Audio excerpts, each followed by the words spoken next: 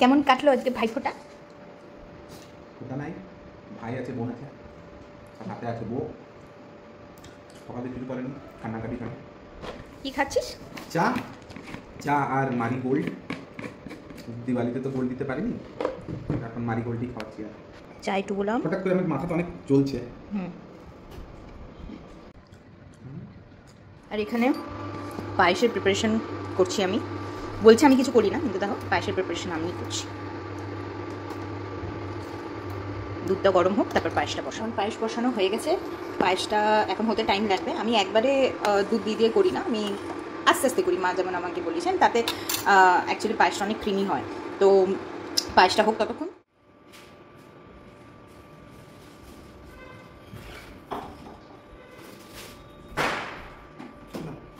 খোল দেখি।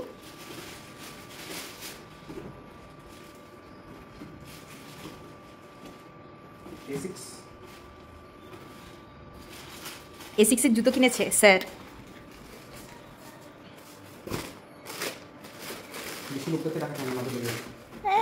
পরে দেখা।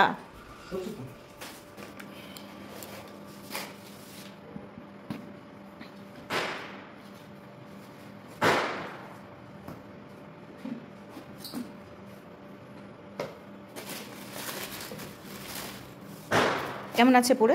কমফোর্টেবল আছে, পাটা ঠিক বসছে, মানে জুতো নিচেটা আছে না, বেশ পাটা এই ব্যাপারটা হচ্ছে পুরো পারফেক্টলি বসছে। সো কালারটা একটু আতরঙ্গি, বাট পরে পরে ভালো লাগছে দেখতে। নে, খুব গরম আছে দেখিস।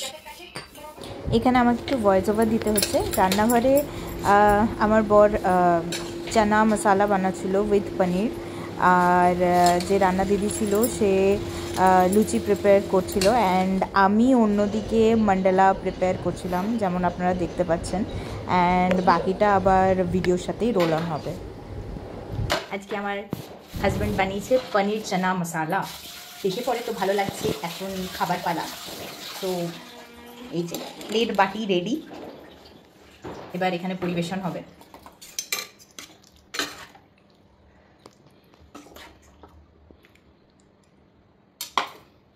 একটা প্লেটে গেল, আর একটা প্লেটে পরিবেশন হচ্ছে। আর এর সাথে আমি বানিয়েছিলাম পায়েস, যেগুলো ফুলকো ছিল, কিন্তু এটা হটপটে রাখার জন্য গরম, মানে ফুলকো লুচিটা নিভে গেছে, ফোলাটা নিভে গেছে, কারণ আমাদের যে দিদি আছে, কাজের দিদি, সে বানিয়ে গেছিলো।